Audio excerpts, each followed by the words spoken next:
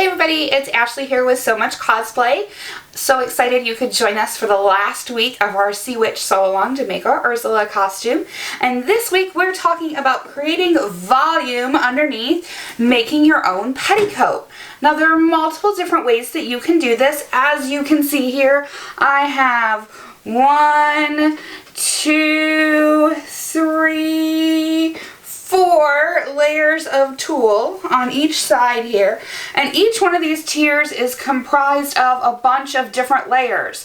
So the top two, that are the really colorful ones, I used pre-cut 6-inch tulle that I bought at my local craft store, and as you can see here, a variety of colors. And I fed these through my serger together, and using the differential feed, which I'll show you here shortly, I was able to make these great ruffles and save myself a ton of time in the gathering process.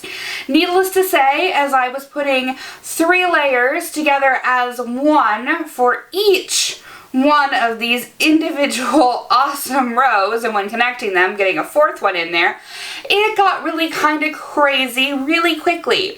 So I visited my local hardware store, I picked up some plastic PVC pipe, and built myself 2 little frames. One to sit behind my serger to feed in my piece that isn't going to be gathered as I'm going, and another set that actually sits down underneath the table at my feet so I could conveniently roll off 3 colors of this all at once and attach them. Could you attach it in multiple steps? Most definitely, but I was a little impatient. So I gathered them all together and tried to make it as easy as possible to get this job done.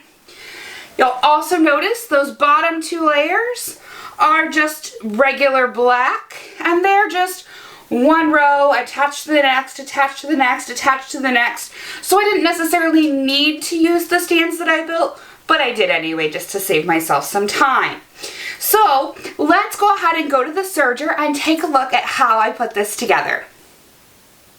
Okay, so I have my Baby Lock Ovation, which is an 8-thread serger capable of serging and cover stitching, set up to do a 4-thread serging technique right now. So right now we're just set up for a 4-thread overlock. I'm on 6.5 for my width there. I've got it on a 2 for my stitch length on standard because we're not doing a rolled hem right now. We're overlocking. We are on A for our stitch selector for the baby lock, and the important part here is differential feed. Now most sergers are going to have differential feed with them, and that's all in how they're designed. They've actually got 2 sets of feed dogs, and the differential feed on this model is located here on the side, and I can turn it up so it will gather, or I could turn it down so it would stretch the fabric out. That's really one of the really unique options of a serger, is those 2 sets of feed dogs that allow you to change the rate. Now you'll notice I don't have a foot on here quite yet because I wanted to show you that I am going to be using a ruffling foot or a gathering foot here, and it's actually got this little kind of funky piece underneath that when I put this on, this is actually going to cover the whole first set of feed dogs, which is going to mean that I can put a piece of fabric into this little channel here, or in our case tulle, and it'll actually bypass the whole first set of feed dogs. And in this application, the front set of feed dogs is actually going to move at twice the speed of the back set, so it's going to feed fabric in twice as fast on the front than what it's feeding it out, which is going to help us to create the gathering effect that we're looking for. So I'm going to go ahead and get my foot on here. And it's clicked into place. I've just got some short little scraps of tulle so you can initially see what it is that we're going to do here. And I want to show you what happens if I just get this started.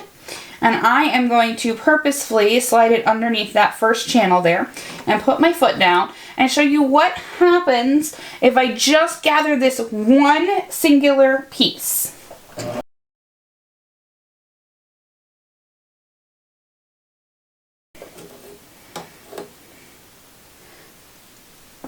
See how with just that quick little surge it already started to gather down this little piece for us, and it cut off my little extra tail over here.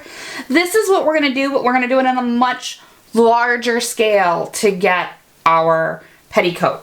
So I'm going to just set this one to the side for the moment. I'm going to take another piece and I am going to get it slid into the channel on my foot. So right now it would be a really great idea that if those needles aren't at the top, you move them to the top, and you're going to slide that piece of tulle into the little channel on the foot, pull it back past the needles, and then do yourself a favor. Put your needles down into the tulle and put the foot down. This is going to keep this particular piece of tulle from sliding out of this channel while we set the rest of this up.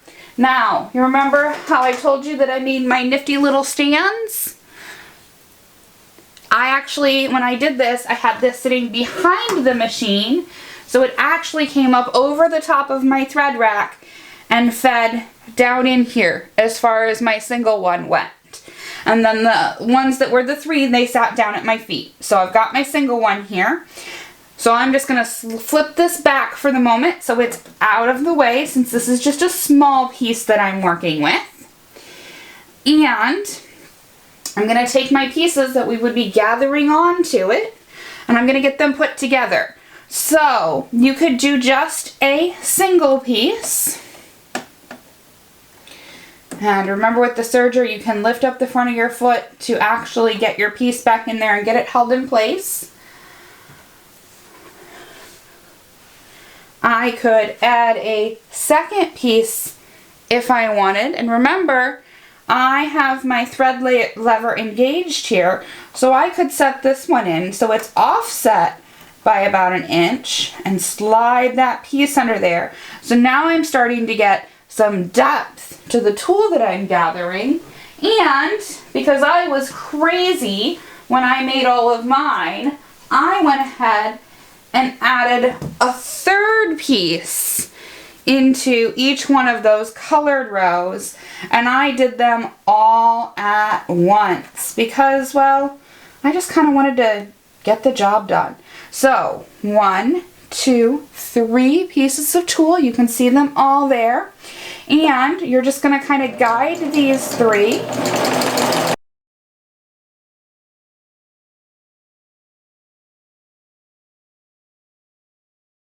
So, just that quick and easy, I was able to gather 3 pieces of tulle on to one. So we've actually got 1, 2, 3 layers there.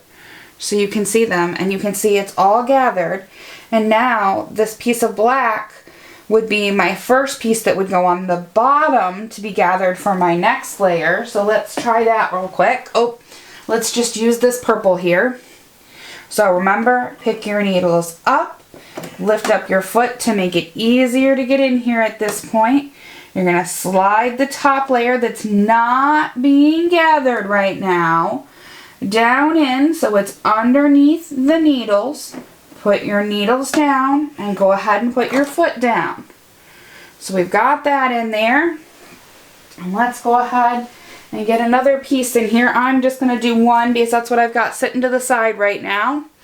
And I'm going to go ahead and overlap it where I'd like it to be.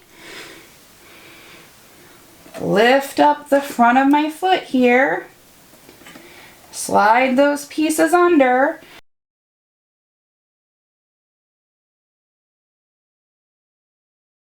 And you can see here just how fast that skirt will come together. Now this is just a really tiny section of this skirt, and I know it's kind of hard to see these individual layers here against the background of my serger itself, but you can adjust things like your width as far as how much of the tulle it's going to cut off. You can adjust your length so that way you've got fewer or more stitches to help hold it together. And then when you were ready to attach it to that soft waistband elastic, once you got that last one done, if you slide your waistband elastic into here, Well, guess what? It's not going to gather the elastic. It's going to make sure you don't accidentally cut it with the knife, which of course you could use the button that actually turns off the knife, but put it in there, and then you're going to be ensured that it's not going to gather it or do anything crazy. What do you do with the big end at the back? Well, if you just fold those two halves together, feed them right through the serger after you take your serger back to neutral so it doesn't gather the back seam, you can go ahead and just serge them closed. Right side out, inside out, really just kind of your choice, and then attach that waistband elastic to it so that way you have a final thing. So as you see there, that was just a small snippet of how it worked, but the more you gather and the more you do, the bigger, fluffier petticoat you might have. Now, I do recommend doing a little bit of math to start with. Don't be afraid. You're going to want to take the circumference of your waist or the waist of the person that you're using, probably add, I don't know, I would double it. And then you're going to successively double that layer for each one of these you're going to go down. Because since I set my serger to gather it 2, it's going to gather it twice as fast together. So that way we get these really great big layers at the bottom and they kind of come up towards the top. And just to remind you, you're going to start with the bottom one first. So you're going to have to figure out about how long you actually want your skirt to be. So you're going to take into account with your flexible tape measure, measuring from the waist or wherever it is that you want it to sit down, and then dividing that by, I would say probably 5, because you're probably going to lose ½ inch on each side of that tool with your serger. So 6 inches minus half at the top, half at the bottom is how I got that 5. And that's how you can figure out how many layers of this you're going to need. Make sure you check out the blog post where I showed you my math on that. It's a little crazy, but it works. And then when you get to your very top layer, I recommend adding some kind of a waistband to it. In my case, I just used some 1½ inch soft waistband elastic that I picked up at my local craft store. So that way I could easily attach it and I didn't have to worry about creating an additional skirt to go with it. Could you take some of your black or purple cotton lycra and make yourself a waistband? Absolutely. And you could even make yourself a little skirt that went inside of this so it wasn't as scratchy up against the skin, and I highly recommend you do that step. What do you do with this big thing after you've done it and you've worn it, or, oh my gosh, somehow I have to actually get it there? Well, you might notice there's a little purple string hanging off here. This is just some elastic, and what I found is the easiest way to store this. In my years of experience, these look better the more crinkled they get. At least that's how I like them. I just kind of fold and roll it in on itself, squish it together a little more, and then just kind of roll it back up. And when I get up to that purple elastic band that I attached in there at my seam, I can use that to just bring it back around the whole thing and keep it all nice and contained. Would you have to attach your string at the waistband? Nope, but I attached mine. That way there was no question about where the string was when I actually wanted to use it.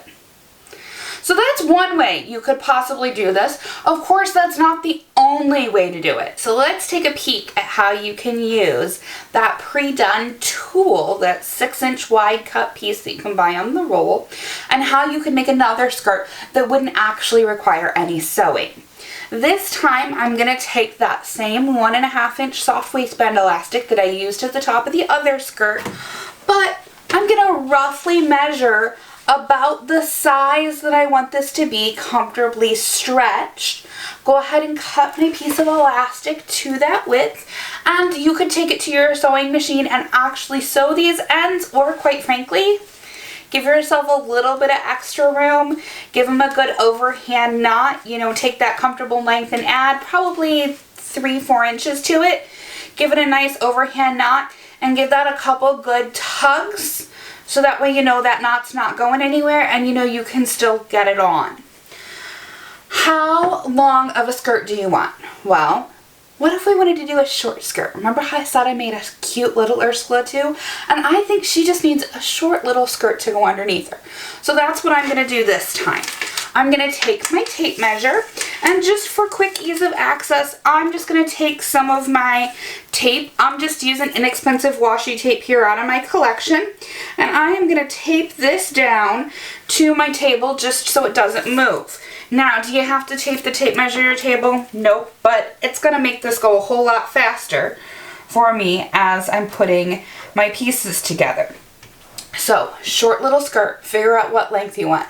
I've predetermined I want my skirt to be about 13 inches long. That's enough that it pokes out from the tentacles, but it's not obnoxious. I'm going to take my tool, I'm going to set aside my elastic just for the moment, and you could use the small elastic too if you've got just a real small skirt you're making, or you're a little on the not so fluffy side like I am, and you didn't need quite as much elastic. But I'm going to take my tool, 13 inches, so 13 times 2 is 26, add 2 more to it for the knot that we're going to put in here. So I'm going to measure this out to be about 28 inches long. I'm using my snips here just because tools kind of, I don't want to say finicky, it's kind of scratchy, and you might dull your good sewing shears if you use those all the time. So what a perfect time to dig out my awesome armor snips. You're going to cut a bunch of these to get started. Start with maybe 15 or 20 and see where you get, and you'll understand why I say 15 or 20, and you can decide where you're going to go from there. I'm going to take roughly the middle of my piece of tulle here, and I'm just going to gather it together. And then where that little loop is, I'm going to put my finger here so I know where it's at, and I'm going to just literally wrap this over my waistband.